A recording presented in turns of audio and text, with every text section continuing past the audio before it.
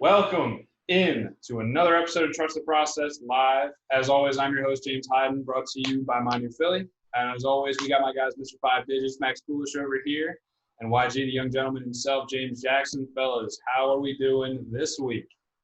I see the light at the end of the tunnel. Getting bigger and bigger. Getting bigger and bigger. I can feel the gears starting to gain momentum on their own, push this thing forward. We're moving. All right, I like that. It's a little bit more optimistic than I am, but hey, I could use it. We're going to move on. We're going to start the main event, guys. This week is a little something special. I love these questions. So with kind of the chain reaction you saw from, as weirdly as it was, Davis Bertans was the first quote-unquote major domino to fall. I don't know how we're going to look back at that. I'd say Avery Bradley is the first major one. That's what I'm going to say. Right, major one. It's gonna be weird to look back and see that Davis Bertans was the first link in the chain. But so with him sitting out, with other stars like Trevor Ariza, Avery Bradley, like James said, sitting out in the NBA. Today, Joe Ross, Ryan Zimmerman, Mike Leake, all on the MLB side, came out saying that they are going to sit out. I only saw one person. I didn't even know it was more than JJ, I'm going to come to you first. Are we going to see more big names? I'm not talking about, like Davis Bertans. I'm talking about big names. Are we going to see more big names sit out in the MLB or the NBA? I'm going to say the NBA, at least initially, at least first, because right now the NBA is flying into America's hotspot of COVID, and a place in Orlando and a place in Florida that's not getting better by the day. In fact, it's getting worse. So I think more players are going to start to get tested, are going to get it, and are going to not want to go and potentially, put themselves at risk to getting it for a second time and have their health be that much more affected by going into it. So in terms of big name players, I think we see more of NBA players, start to get it now and say, I'm going back to a work in a place where I'm flying directly into, the place that's worse right now in America in terms of COVID patients, in terms of, positive tests. My side's with the NBA for sure. All right, Max, MLB or NBA? See, I'm going to disagree with you. I think it's got to be the MLB because I think it's definitely a very legitimate concern for NBA players to be flying into Orlando.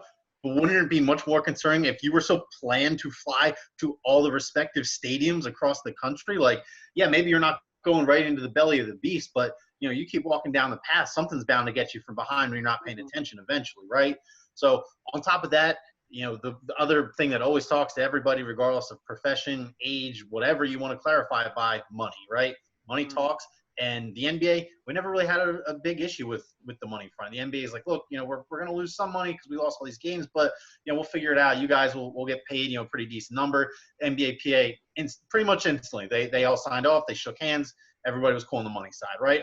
On the other side, think about MLB and how much just drama and just back and forth there was with just the money side, right? There's probably guys that don't even care about the risk about getting corona, and they're just pissed that they're not going to get their full salary like it was supposed to be, right? So I think the NBA faces one problem on a much larger scale, but all the small problems that baseball has to deal with equal to more than what the NBA has to ultimately, personally to me.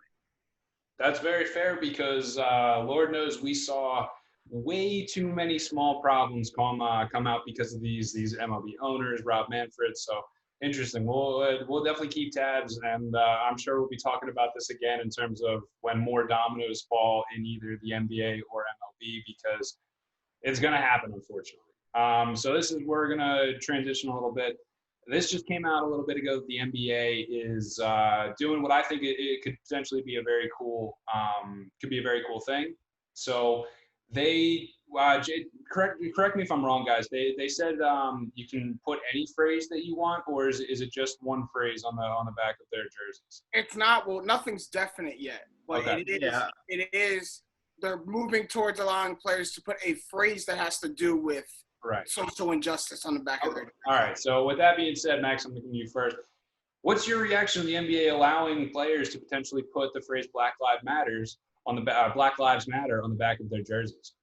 I mean, I think it goes without saying that, right? Like, this is the right call, right, for the NBA in terms of its image, how it would sit with players, right? Because once the idea got brought up, the players seem to really buy into it, right? I really think what will be the most what's the word I'm looking for here? Like maybe the most impactful, result of this whole NBA decision. I don't think it'll be the words themselves, but I think it'll be the fact that, when we look back at the year in 2020, there's no question at this point, 2020 is going to be like two full chapters in every history book for the rest of the time, right? When we look back on the sports chapter of 2020, when we see all of these images and these clips and the game reruns of the Lakers and whoever they play, right? But all these players are sporting or messages for social justice. I think that's going to ultimately echo. That's going to echo through time, right? Those videos, those clips, those pictures. That's going to be seen forever, and it's always going to be a reminder of, hey, as not only as an organization but as a sport, basketball came together to make their to take their platform and squeeze it dry every which way they can to get their message out there, right? This was a big deal to the players going into this.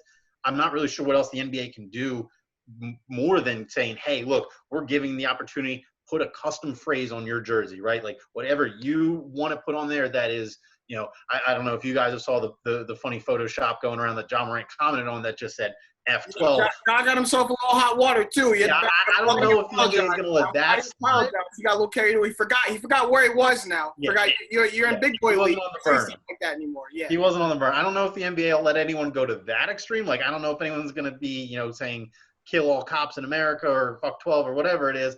But I think the NBA can, to a reasonable extent, I don't really know what more they can do in terms of saying, hey, you guys want the message of social justice to be spread.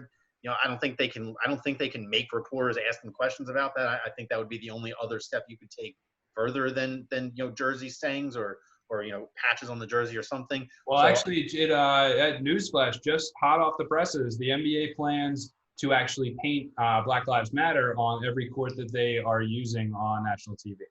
Cool. I'm with it. Fresh off the presses. So, JJ, I'm going to throw it to you. What is your reaction to the NBA allowing players to do this on the back of the jerseys? You know what? My first reaction was initially when I saw the news was, okay, cool, but the root of the problem is still not addressed. And let me explain. I'm the first person to not reject recognition, especially when I've been clamoring for it, right? The reason for these protests, the reason for this movement is to bring more awareness to an issue that we felt had been neglected in, too long and pretty much in the entirety of history. And the NBA allowing players to do that, the NBA spray painting Black Lives Matter on every court they're using is awareness, is recognition.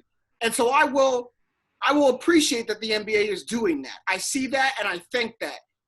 But to me, it's like we're continuing to give all these extra perks, all these extra things without really getting the root of the problem. Really the one big thing that the Black community is asking for is justice for Breonna Taylor and George Floyd.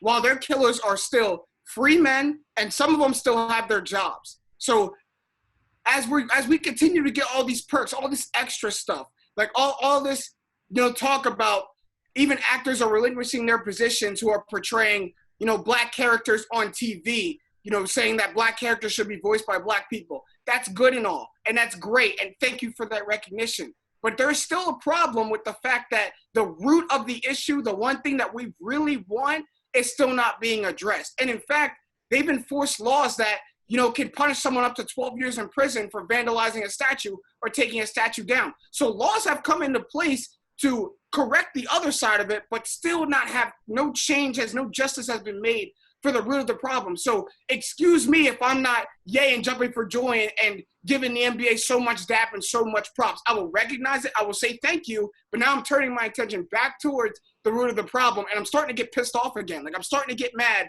that I'm waking up 3 months later and we still don't have justice for these people who have been, killed and murdered in broad daylight. So excuse me, NBA, if I'm not all in on it, if I'm not so happy about it. Thank you for doing it, but the bigger problem is still at hand.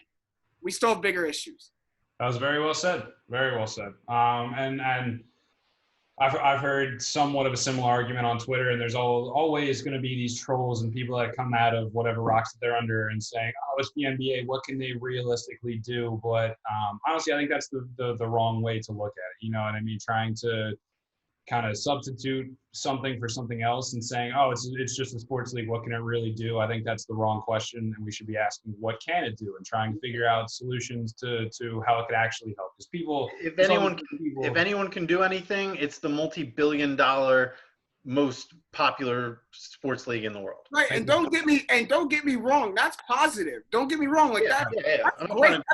That's a step in the right direction. I'm happy they're doing it. I'm not content with it though. That's not going to get a big jumping around applause from me anymore. Right. 3 months ago, I would have, it probably would have got a bigger recognition, a bigger applause from me. Right. But like as we continue to go forward, those can't be the only changes that we're seeing. Right. Like I'm tired of seeing messages on every billboard, but we still won't have an arrest for the killers. Exactly.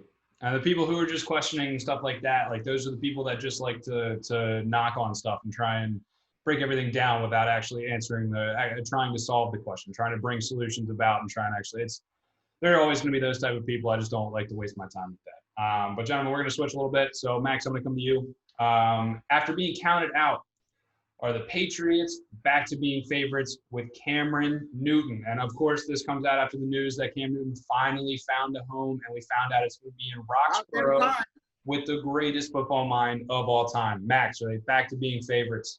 I mean, I don't think I can put them in the Patriots dynasty tier that they have been, but I think that without question they're back to the AFC East favorites, and they're still going to be a team that people are scared to go play. It doesn't matter who the quarterback is. You touched on it yourself. Bill Belichick is the greatest football mind. Like nobody. They won the division last year. Bill Belichick was there last year. And Tom They did.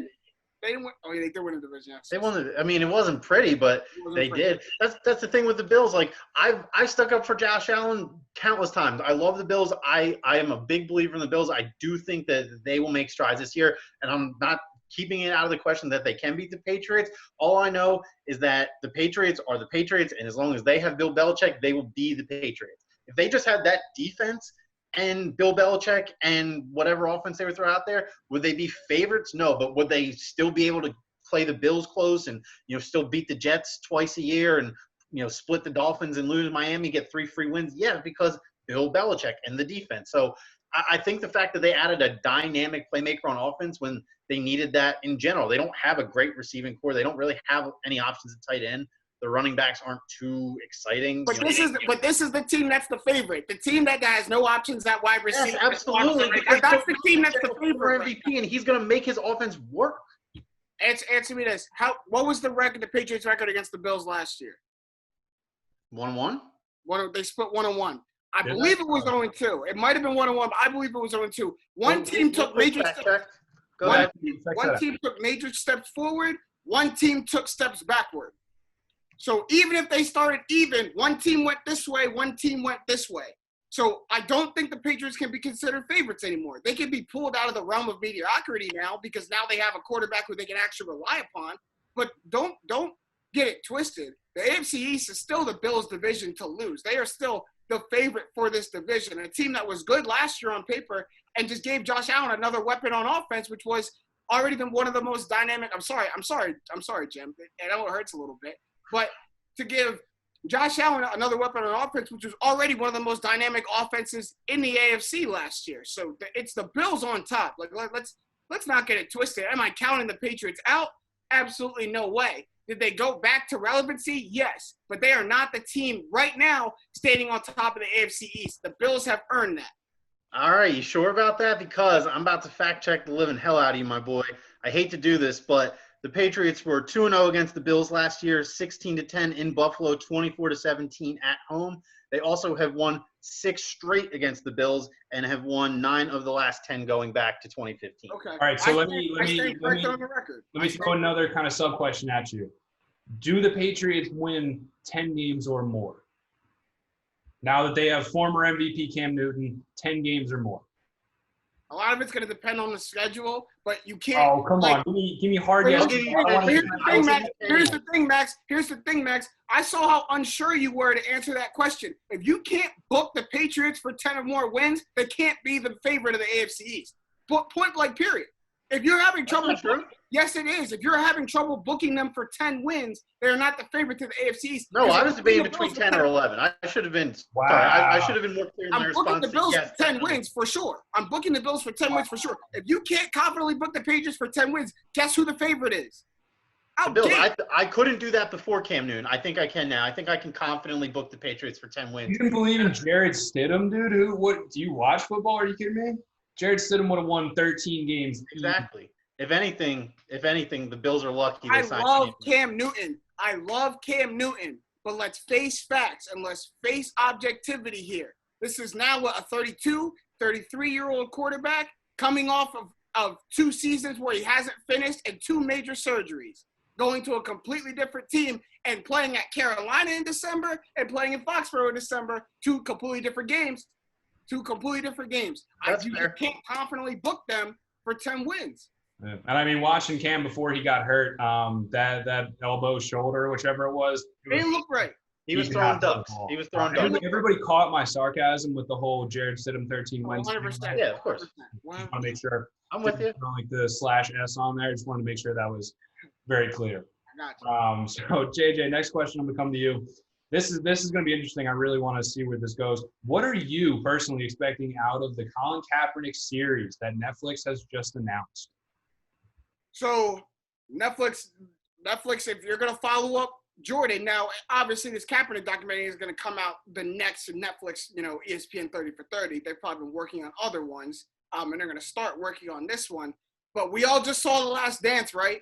We all just saw how in-depth and exploratory and everything that entailed with The Last Dance, right? So Netflix, they set the bar high for themselves. That's the first documentary that they came out with.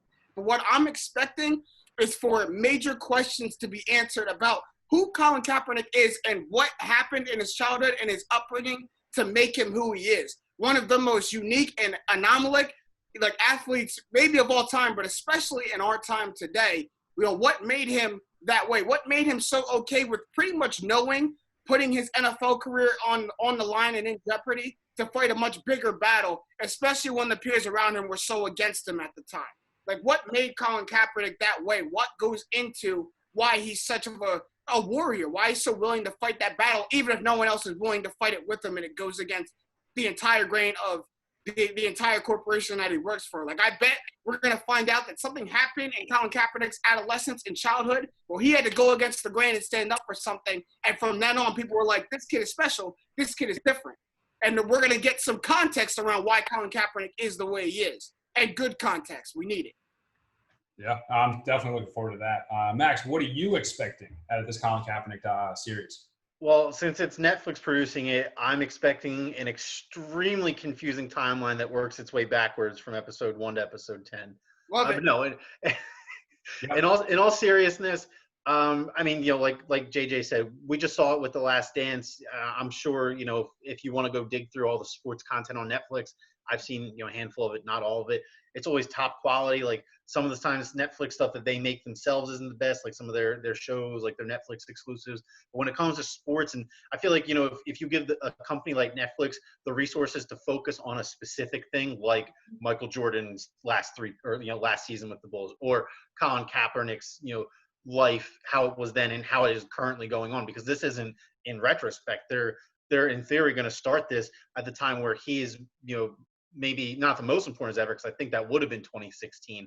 But, they're going to be able to get his reaction to what is essentially, the real wave of social justice that he tried to spur up all those years ago. Because let's be honest here, what he didn't have the results as the same, the last month and a half, right? That's not his fault. I'm not trying to condemn him for it. It's just a fact. America was less ready for that conversation 4 years ago than they were now. Hopefully we can continue to progress. But I think in all seriousness, it's going to be very interesting being able to get his perspective of what's the present right now, but we're not going to hear it for another year plus. So, we'll see where the world is and at that point. But I think it'll be very interesting, that in particular, seeing how things have progressed from, summer 2020 when this is happening and when they begin production versus whenever this comes out. I'm also very, very interested to find out what Colin Kaepernick was doing from his time that he left the league until now, basically. Yeah. Like, because I know he wasn't sitting on his ass. I know he wasn't doing nothing. I know he was very much behind the scenes pushing a lot of buttons and making a lot of things go. And the public needs to see that. The public needs to see that he didn't just shout something and then sit on his couch and collect a pension from the NFL once settling. No.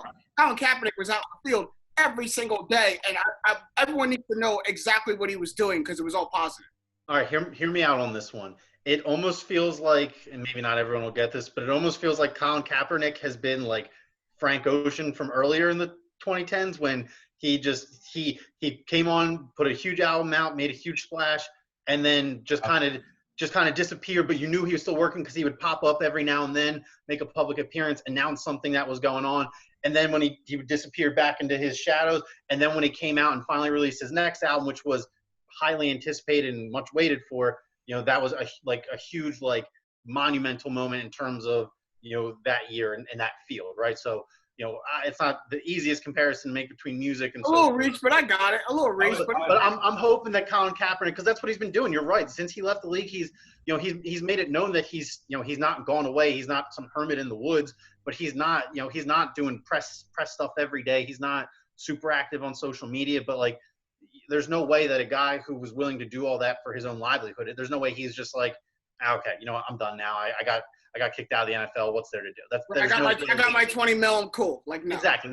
He's shown that he's not that kind of person. So yeah, I agree. I think that'll be really cool to see. I'm going to be honest. When I woke up today, I did not expect Frank Ocean, Colin Kaepernick comp to come across the airwaves. That was. When were you ever? The day you wake up and expect that, I want you to call me. I never. Right, seriously, that's something else, Max. I agree with both of you. This inside look and the perspective and context that we're going to get from this docuseries is going to be crazy, just because even referencing the Aaron Hernandez documentary that Netflix released, the amount of stuff that was completely unknown about Aaron Hernandez. This is going to be really crazy to see what they can, what Colin Kaepernick is allowing people to hear, is finally sharing with us. I'm really looking forward to that. So that's the end of our main event. And this halftime, this has got to be one of my favorites of all time, in all honesty. So I know you both are very familiar with the new memes that are going around on social media with quote unquote things that lasted longer than the Confederacy. And I have here, gentlemen, right here, I'm staring at it, I'm looking at it, and it's a list. And now before I read everybody the list, I want you, the viewer, if we missed any as a crew, if we missed any that you can think of, any dynasties that lasted longer, and we're not talking about regular dynasties, people who almost got there, teams that almost got there, didn't quite get over the hump, that lasted longer than the Confederacy. So I got to preface this a little bit. This is kind of funny. So the list of teams that are more worth remembering than the Confederacy, with obviously Mississippi taking the Confederate flag off of their flag, as well as NASCAR banning it from their events. So we have here many teams that have not only lasted longer, but are way more worth remembering than some of the sore losers that we have out there in this country today. Now I'm going to start one. JJ, I'm sorry, it's a little bit close to home, but the Lob City Clippers. That's number one. I know. A team way more worth remembering. It's a tongue twister than the Confederacy. I mean, you want to talk about a team that brought back the alley-oop. The alley-oop wasn't cool until Lob City made it routine in half-court basketball. Chris I'll still go out of their way. I'll still go back and rewatch that highlight of DeAndre Jordan absolutely destroying Brandon Knight. Yeah, it's crazy. Lob City, let me change that, because the alley-oop was always cool, but Lob City made it routine in half-court basketball. The alley-oop was always reserved for a 2-on-1 transition fast break or a 2-on-0 when I know I can get a highlight out of it. I mean, and then Chris Paul was coming and running a pick and roll from the foul line and throwing it up top to DeAndre Jordan only where he could get it. Way more worth remembering. Hurts. But number two on our list of teams that are way more worth remembering than the Confederacy. Number 2 is the Bills, the 4 falls of the Bills. And everybody will say 4 years, but no, that team was good for longer, man. That team was stacked with Hall. I got stats. Can I drop stats really quick? I got stats on their head, digits. Drop it on their heads. Give it to me. So the Bills from 1988 to 1993 had a 70-26 record, which was the second best winning percentage in the NFL in that span. In You say 5 70 and seasons, 23? they had 10 playoff wins and no Super Bowls. That's That would, tough. that would honestly make me like go into a deep dark. That is so disgusting to read. That I would hurts. to read. honestly like run a shower and sit down and cry in it if I watched my team win 10 playoff games in 5 years and not win a Super Bowl. Like, And do you got to deal with that snow. that? I don't know how anybody from Buffalo holds their head up, man. That is depressing. That's tough. That's rough. You said 70 and 23, Max? 70-26. Gee, Oh man. my God. Oh man. Wow. Okay. All right. Enough feeling bad for the Bills. Number 3 on our list of teams that are way more worth remembering than the Confederacy. The KD and Russ Thunder. Yes. Yeah, that's a good one. That's a good Good one. one. That's a Is that great the one. best what if in NBA history? I mean, Yeah, it's gotta be. It's gotta be. right? Gotta And be. maybe Max, maybe in sports history. Like what if Okay. not even like you can put Harden in there too, but Russ and KD's tenure and their success stretched obviously beyond Harden leaving. But whew, Yeah. for that what 6-7 years we got prime KD and prime Russ, just absolutely incredible. Yeah. Man, that could have been. Yeah, that was, what, 2010? Go to the Western Conference Finals, 2010 to lose, 2016. have a lead, lose, and go whatever. I'm not here to talk about do it. KD. I don't need to do that to myself. Number 4 on the list of teams that are way more worth remembering. You're right, James. It's a tongue twister than the Confederacy. Max, I'm sorry to cut deep on you with this one, but No, I know what this is. Eagles. The No. early 2000s Dream team. With the dream team, right? No, that's not the No, dream that's team. not the dream team. was Oh, that's the early 2000 Eagles. I think These were the actual good Eagles. These were the good. McNabb years. This is the McNabb years. What was that? Four straight NFC titles. Four Two straight NFC East titles. Four straight NFC East titles. NFC East titles, and then what? I think 2 division titles in that time. Well, multiple championship. Was it 4? Was it 4 straight years of championship games? I think it was 4 straight NFC championships. Yeah, and we only won 1. Oh. And the divisional rounds. Actually, I think it might have been 3 title games in 4 years. With, I think it was divisional loss, title game loss, divisional loss, title game loss, and then. Hey, remind me. What was the first of those championship Yeah. games? You What was know, I the still first- remember what kicked it off? a couple weeks ago. Rondé Barber holding the football like this to Veterans Stadium as he There's sealed something the else. deal in the NFC Chip. Woo, Lordy. Don't There's know. something else, man. It's a good day. That was definitely one hell of a run with McNabb, prime Westbrook, probably like Andy Reid at his prime. You get Terrell Owens for that 1 year. He starts working out in the driveway. Everything goes to hell. Like It was a team. Oh man. I know. Max, before we move on, Max, what did you Start to think finish. of those driveway workouts? What was that? Driveway workout. Before we move on, what did you think of those driveway workouts where he's doing push-ups, sit-ups in front of the media and talking about all this? That was the first time for me that I realized that Goes on your team. like I didn't really like get the whole media aspect of sports. Like as a kid, you're just like, hey, these guys play games once a week and they're good. Like for me growing up, like the Eagles were the first team I watched and they were good for me growing up, right? But T.O., I remember just seeing that and being like, oh no, this isn't good. Like what he's saying and how he's doing it, like the backwards camo hat with the sweatbands on the biceps on like literally anybody's bench. Like that wasn't even like a super fancy bench that a millionaire wide receiver would have. Like no, dude, like that guy he just found it in the trash heap at his local high school when they were getting rid of it and was like, hey, I need a bench for my driveway. Like I remember it all to this day. Like obviously I've seen the clip a million times, but yeah, I think that press conference in his driveway was the beginning of the end for that Eagles run. I think it's fair to call that the real beginning of the end. That was one hell of a run, though. It was, and it was so crazy that they only even made it to the Super Bowl once, and of course we got the Patriots' third act of the 2000s. So great. The 20, the 10, Rondé Barber just sealed the deal. All right, number 5. Number 5. Congrats. Number 5 teams on our list of teams that are way more worth remembering than the Confederacy. And we've already cut deep on both of you guys, being Lob City or the early 2000s Eagles. And this one is You going after yourself? Your turn now? for me. The Purple People Eaters. The Yes. Purple People Eaters. And I'm talking, this was a run from the late 70s late 60s to the late 70s with people who are already in Canton, left and right. This defense, the defensive line of Honorable Alan Page, the man's a Supreme Court Justice in Minnesota as well, not only a Hall of Famer. Carl Eller, Jim Marshall, like this is, it hurts, man. Like Paul Krause in the secondary, like this is, oh God, legendary coach Bud Grant. I'm sorry. No, it's okay because that's such an unjust end to like the best sports related nickname of all times. Like I remember when I was like a kid trying to like learn about NFL history. 4 Super Bowls. We went to 4 Super Bowls. The Purple People Eaters, dude. That's like the coolest dynasty name ever. That's the coolest dynasty name ever. It's tough, man. It really is tough. 4 Super Bowls. It wasn't consecutive like the Bills, but I mean, 10 years. 4 and 10. 4 and 10. That's 10 years of success, and not getting hardware out of it. That's almost worse though, because like. Don't say that. No, it's not. I can't. Never mind. I'm not going to.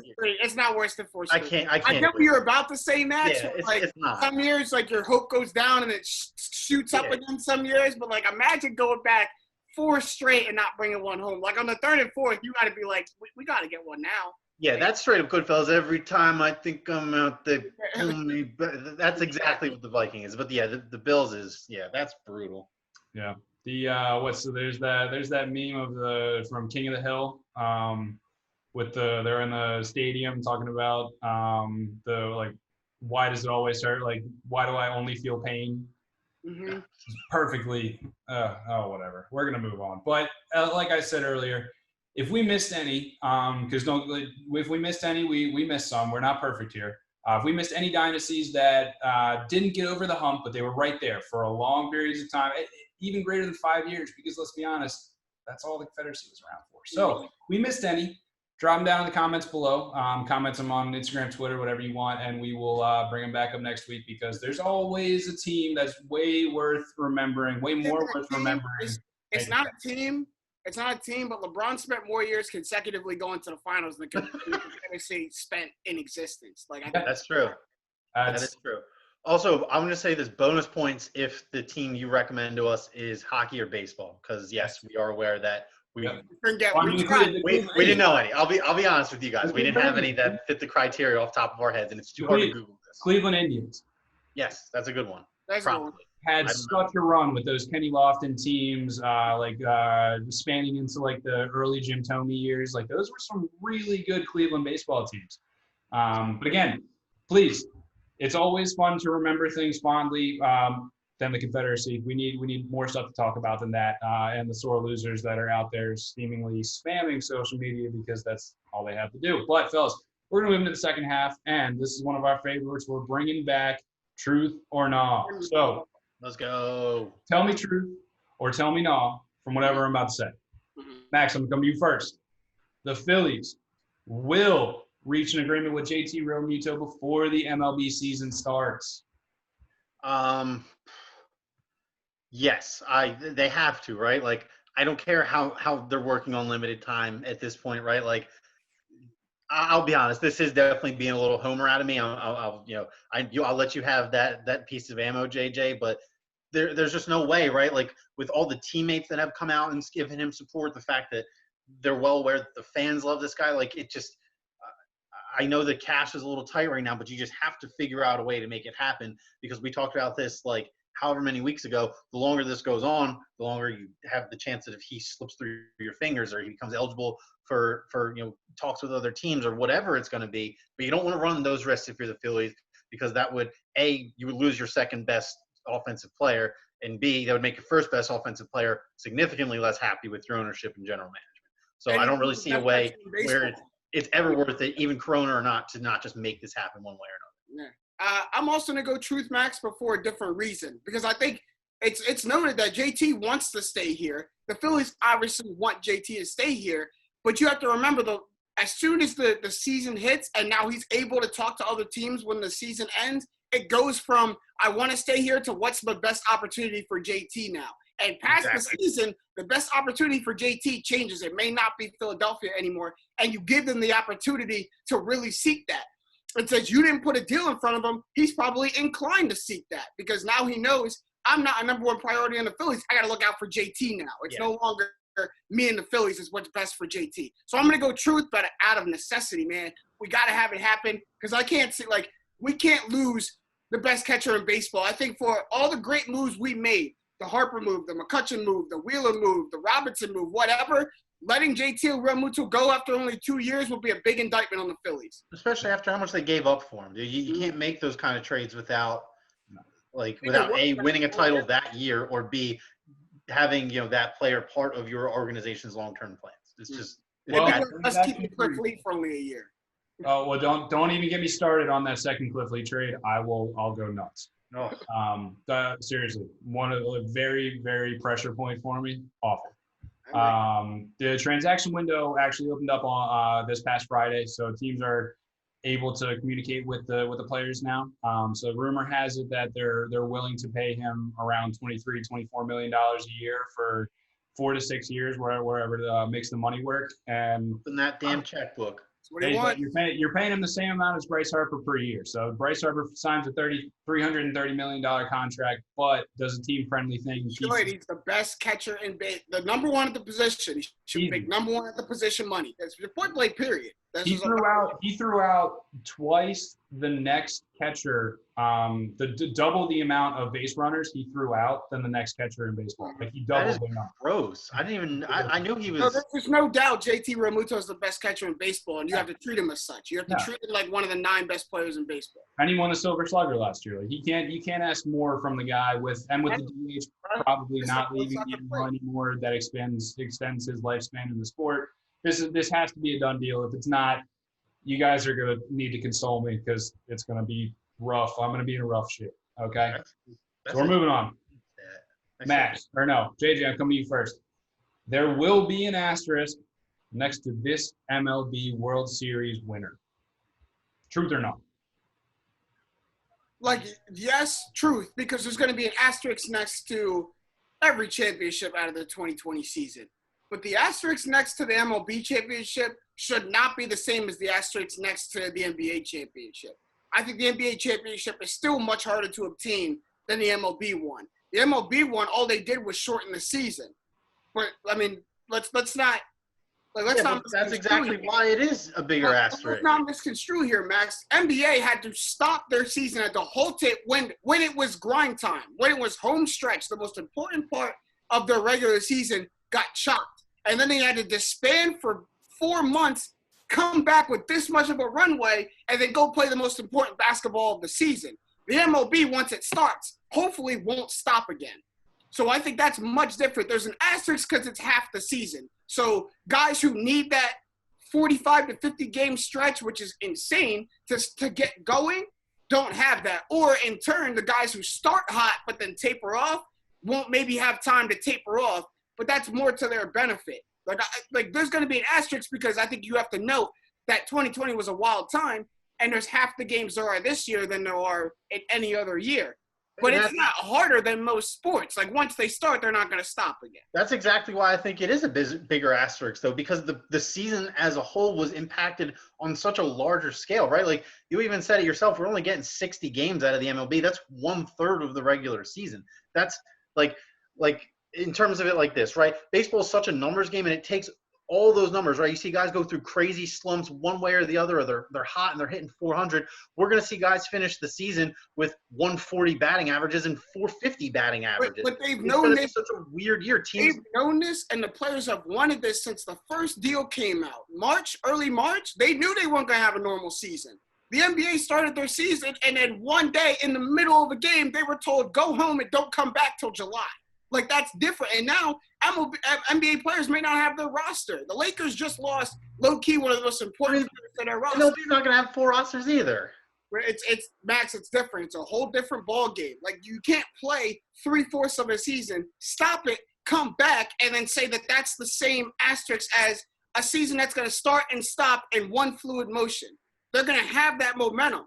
They're still going to play in their ballparks. They're not going to a whole completely different remote location. It's not the same asterisk. It's just not.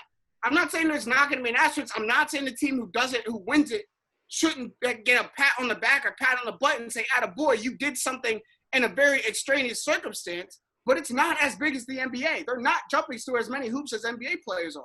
They're just not. See, I think it's pretty simple like this, right? Like the NBA, it got so deep into the season, you had an established field. You knew where teams fell in the greater hierarchy of the league.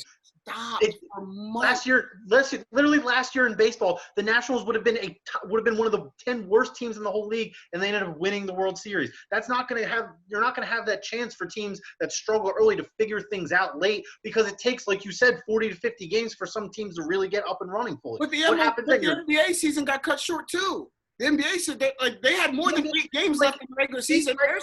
Games compared to baseball. But they got their regular season got cut short too at the most important time.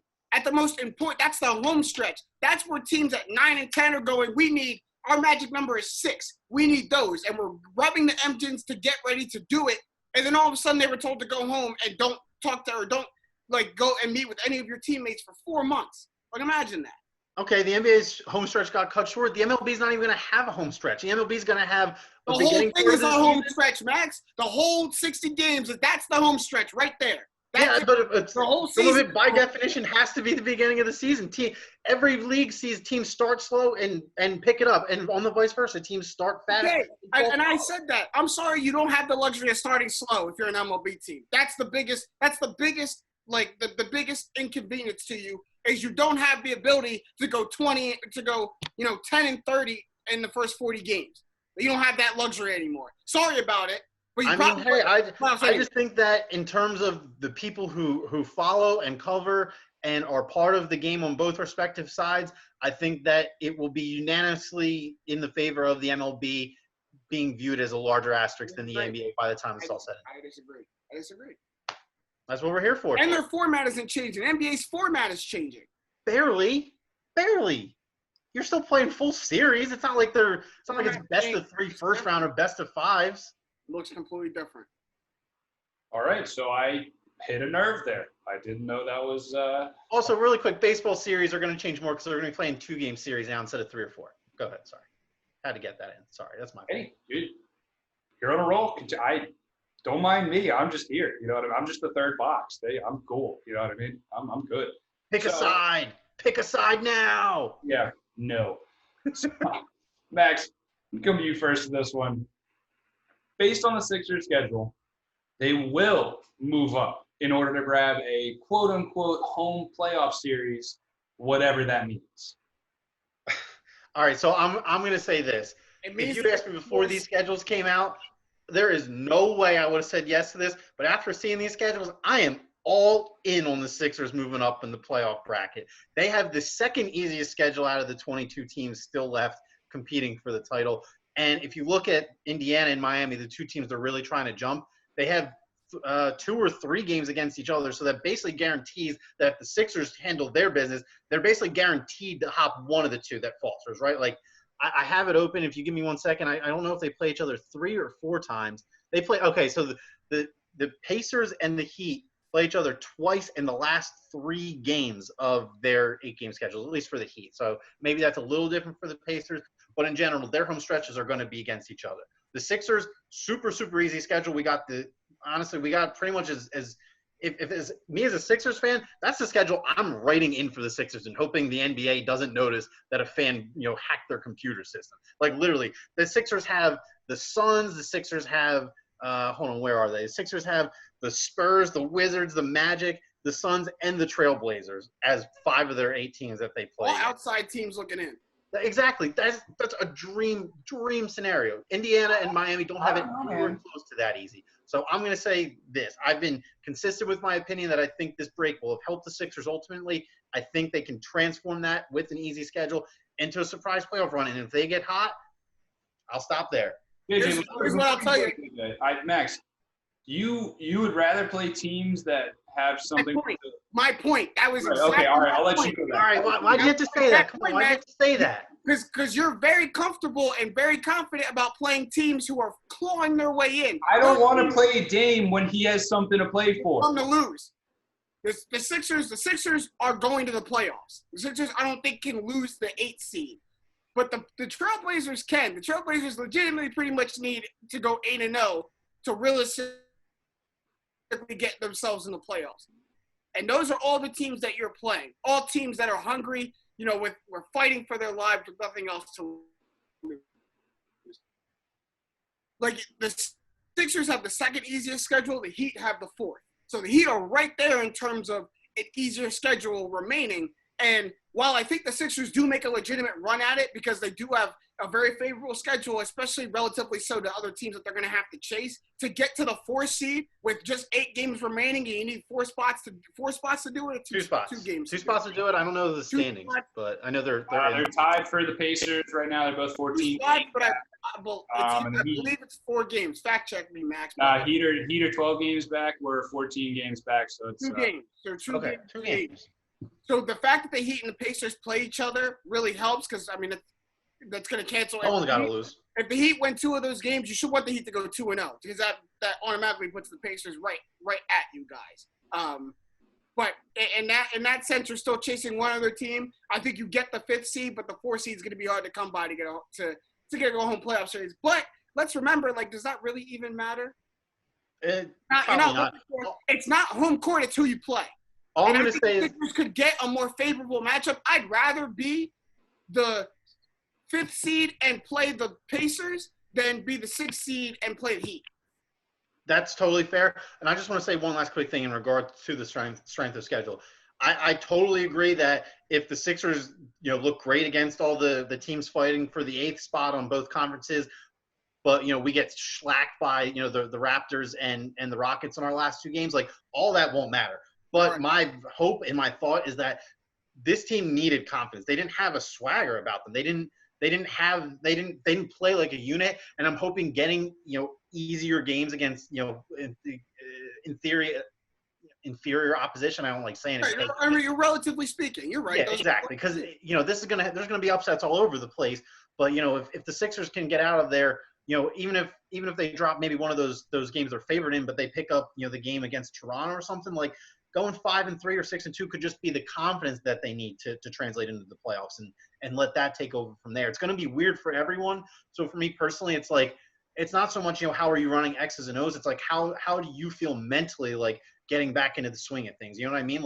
It's going to be easier if you're winning those first couple of games and you're excited to play again, as opposed to if you start off 0-3 after the restart and you're like, damn, man, I come back to this Corona state and I'm cooped up in a hotel in Disney World only for us to play terrible. You know what I mean? That's what I don't want happening. And I think that an easy schedule enables them to build confidence. Man, they got a 7-star experience waiting down there. They got barbers in the hotels with a game lobby and stuff there. They'll be fine. But Max, you brought up X's and O's. I want to stick with X's and O's for this one. Max, I'm going to come to you. Ryan Brokoff cracks the 76ers playoff rotation. He cracks their playoff practice rotation. Truth or not, brother. There's got to be bodies in the gym for both teams to have enough people. If Ryan Brokoff's ever playing serious minutes, the Sixers are, excuse my French, they're up Schitt's Creek without a paddle at that point in the game. Because unless they are up or down, 15 plus with less than a minute to go, I don't want to see Ryan Brokoff on the court. Yeah.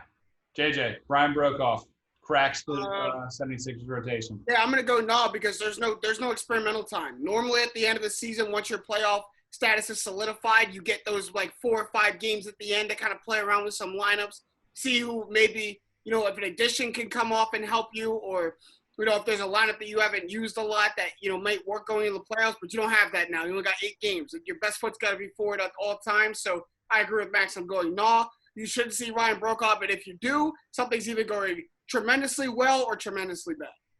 The only time I could ever see him reasonably playing any kind of useful minutes is if we are down big, but A, have our bigs in foul trouble, and B, are playing against a team that also runs a big lineup. Because other than that, I don't know where he fits in because all he does is shoot. He doesn't play defense. He doesn't rebound. He's not really quick or agile. He's tall and stands behind the 3-point line, and that's kind of what he does. We already have one of those in Mike Scott. Exactly. You would need Mike Scott to be hurt or injured, or it's to the point where all of your bigs are in foul trouble, including Mike Scott, and you're like, shit, I need to get through the rest of the third quarter. You got to play 4 minutes and 45 seconds. Yeah. So just all unanimous nah right there. We don't want. Yeah, I'm sorry. Hey, Ryan, if you ever see this, man, I'm really sorry. It's just still not crucial minutes. Just wanted to getting the last 3 of the third, because Embiid and Horford in foul trouble. Those aren't crucial minutes. Those are I need you to eat minutes. Those are throwaway minutes. Every minute in the playoffs are crucial minutes, brother. Every minute. Preach. Right there. That was metal right there. JJ, I'm coming to you with this one. NASCAR will become more popular as a sport now after everything that's gone down with Bubba Wallace. They're all in the national media for credit to NASCAR. They've done a pretty good job making all the right moves, but still negative press surrounding NASCAR as a whole. My truth is conditional. Truth as long as we get the truth about what really happened in Bubba Wallace's garage. Because NASCAR said that, the FBI launched an investigation and that, thousands of the garages were examined, and it seemed that Bubba Wallace's was the only one that had that kind of garage pull down tied in like that. But that it was seen in Bubba Wallace's garage before, that this is all a coincidence, that nothing, and that's just too much of a coincidence, too much all to just buy. So I'm going to need more about that. But if that gets resolved, then I go truth. Because one, I think Bubba Wallace has inspired a lot of young African-American kids to go to a sport where even if they had interest in racing, if they had interest in cars and they liked doing it, it was seen as a sport that they couldn't permeate. It seemed that a sport that they couldn't dominate in or they wouldn't be welcomed in. So he I think at least broke a little bit of the mold in doing that. And also I think for the Black community as a whole, we saw that if we're going to have members of our community in a sport, they clearly need more support, especially in this sport. And we saw Alvin Kamara already attend a NASCAR race. Bubba Wallace showed pictures of the Black Lives Matter family that was in attendance for one of the races. And he said that meant the world to him, that he'll never forget that picture. And I think more of us are starting to realize that stuff like hockey, soccer, NASCAR, if we have members of our community in those sports, we can't cast them as outcasts and say oh, you're weird because you play those sports. The opposite. They need more recognition. They need more help. They need more support in those sports. So stuff like that, what happens to Bubba Wallace, the people don't think that can happen everywhere else as well. So for those reasons, I say true. Long-winded answer. Max, NASCAR will be more popular now as a sport, truth or no? Unfortunately, I'm going to have to rain on the parade and say no, a hard no, unfortunately, because, right, so even in the best case scenario where if a bunch of kids are now interested in NASCAR because they see that NASCAR is doing the right thing in terms of social awareness and social justice, unfortunately, the much more dedicated and larger part of NASCAR's fan base is on the total opposite side of that. And in addition to that, they're the ones who spend money because they're not children. They're the ones who live, close enough to make the drive or buy the merch or, do whatever NASCAR people do to spend money. It's unfortunate. I think it'll be a small step back and ultimately a big step forward.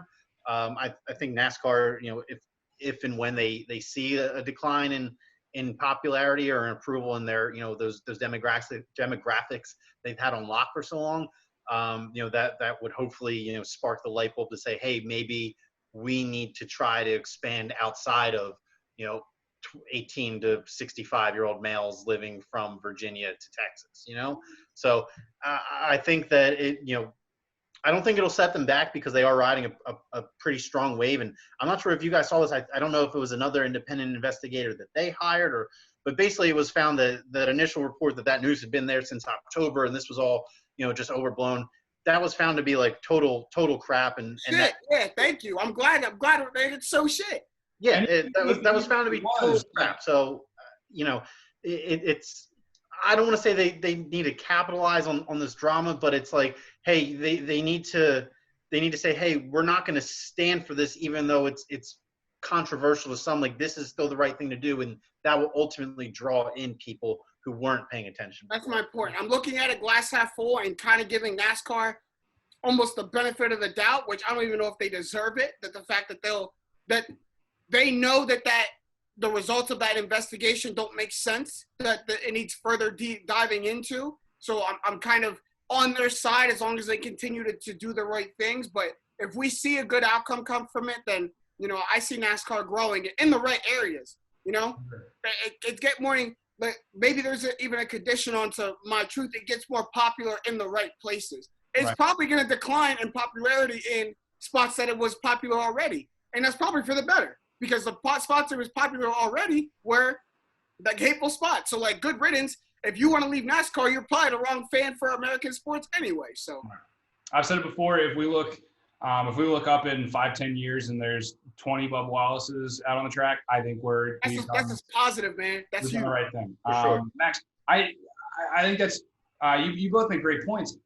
I can't for the life of me figure out why the FBI is okay with that report saying, oh, it's been there since October.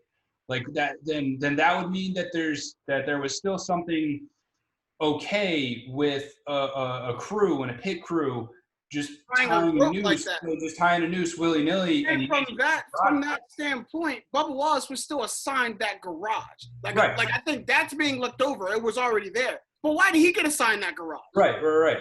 Why was he placed there? And at some point, very recently, there was still something they could have done it in any number of reasons, but you still tied a noose in your garage. Like why is that? That was if that was there since October, that means as recently as October, that was still condoned. Like that was still allowed. Nobody said a second word about this.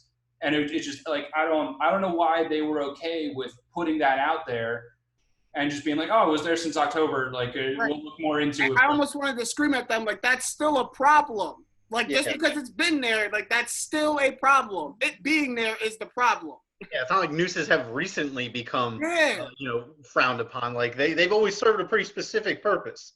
And like you tie a noose one way. You tie a noose one way, and a knot. Like, all they needed for a garage pull was a rope and a knot that goes through a hole and latches on. That's all I need. I need to be able to pull this rope and the garage comes down.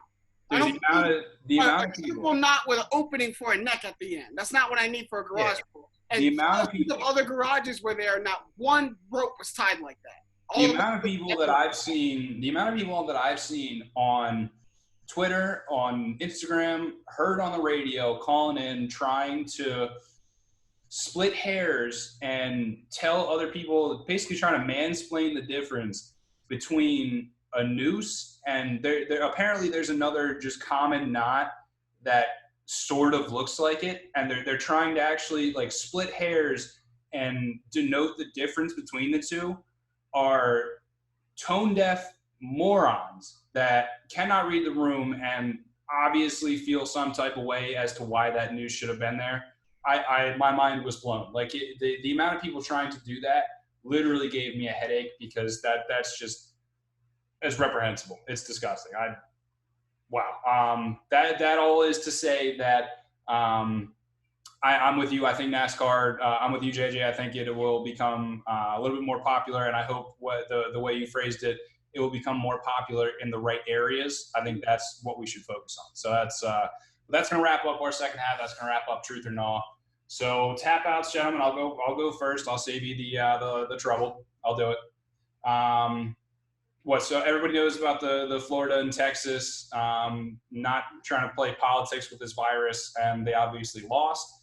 They lost big time, having to close back down. New Jersey has also had to shut down outdoor dining and everything like that. There's a large surge at Delaware beaches right now. Philadelphia and Pennsylvania, I think it's just Philadelphia right now, is mandating masks for everybody. So excuse me, please, everybody, just wear a mask. I don't want to argue with it. There's all these pictures on social media and all these memes about the CDC just came out with a pill or with a solution that makes you 5 times less likely to catch it or transmit the disease, and it's called a mask. It's not that hard. I'm sorry, you might get tan lines, but it's really not that freaking hard. Just wear a mask for however long it takes. You're not outside that much. You're not going anywhere. It's not like it's gonna ruin your social cred, not gonna ruin your street cred. Just put on a piece of cloth. It's not that hard. I agree. Who's going next? I will, actually, because I the one that I was debating on talking about kind of segues out of that perfectly. Okay. It really seems like over the past couple of weeks, it feels like the fake news is getting everyone more. Like I feel like I see people trying to be like, hey, don't be a sheep, don't question everything, this and that. I'm so woke, and then they go around and are the people who are like, oh, why do I need to wear a mask? Because I don't think coronavirus is real. So I don't really have like a specific example in mind. This is just something it's just been continuously piling up on my brain, seeing people trying to look too far into things. Like, don't go, if you are purposely going to find differentiating opinions from the voices that are being the loudest right now, the people that are advocating and trying to spark change in the world, if you are going deliberately to find answers or viewpoints or statistics or whatever that contradict all of the social rights activists who are protesting peacefully, or members of the CDC, or esteemed doctors who are telling you that coronavirus might not show up in you, but doesn't mean you can't still spread it, and that maybe you shouldn't be at a super packed beach in New Jersey or Florida and be within 3 feet of other people just because the sun's out and the sun can help you not catch it. So I'm going to say this: if you are purposely looking for reasons to support the arguments you have going in your head, then you're not making the right arguments when the whole world is arguing against you. If it stinks like shit somewhere long enough, chances are you're the asshole. Yes, sir. Talk to him, Digits. Perfect. Mine transitions out of that. I want to give a huge shout out to Imani Bates, the #1 player in the class of 2021, coming out next year, just committed to Michigan State officially. A bunch of people were kind of confused because with the NBA G League kind of creating a pathway for high school players, but kind of, Jalen Green took that first step, and we're kind of expecting every #1 player after that to fall in line. Jonathan Kuminga also did it too. But Imani Bates made that verbal commitment to Michigan State. It's verbal though, so it can get pulled at any time. No pen went to paper yet. So he could pull that commitment at any time. But not only did he commit to Michigan State, he's starting his own basketball academy, his own prep school, staying at home in Michigan to do so because he wants to be able to play a national schedule and play the best teams in the country and not just be limited to where his school can play. So good on him for just being a trailblazer in that. And you're seeing a lot of kids in a lot of different ways being trailblazers, whether it's Jalen Green going straight from high school to the NBA G League, Mikey Williams being willing to put HBCUs on his final list, or Imani Bates literally creating an entire prep school to help further his basketball dreams and other basketball dreams of kids in his area who have aspirations of going to the NBA. It's really cool to see players doing that. So shout out Imani Bates, took a big step today, but he still got one more year in high school to be the best high school player in the country. So I'm looking forward to it. Gotta give a shout out to that. For sure. But that's going to wrap up our show, everybody. Thank you for joining us, as always, here on Trust the Process Live. We are brought to you by My New Philly, where something's always new and everything's always Philly. Philly. See you next week, Philly, as always. I got a haircut. Did you see it? Yeah. Whatever. You get that shape up. You keep going. So, as always, we're going to include a link down below that's going to take you to an ever-expanding list of resources, whether that be template emails, petitions to sign, ways to donate, literature to read to educate yourself and others. As always, we're going to put that in the show notes down below. So click on it. One quick thing. If you are one of those people that for some reason, I was one of these people way long ago when internet petitions really first became a thing. If you think that internet petitions can't get the job done, Denver PD has reopened Elijah McClain's case because 2 million people signed an online petition. It literally takes 10 seconds. If you have autofill on your browser, all it asks you for is an email and password. You click that in once. I literally click on the username thing. It fills in both mine, and I press enter. It takes me 5 seconds to sign any petition that I want. Literally, just go do it. Go do it. There's no reason. Side note on that, if you're going to make a donation, do it through colorofchange.org, not change.org. Change.org takes 85% of that donation for itself. It's not truly a nonprofit, so I just learned that myself. If you're going to make a donation, I'll go in and take change.org off that, but Color of Change, that's where you want the real money to go to. So now is where we're wrapping up the show. Thank you for sticking around because that was some pretty important information right there. But again, yes, we are brought to you by My New Philly, where something's always new and everything is always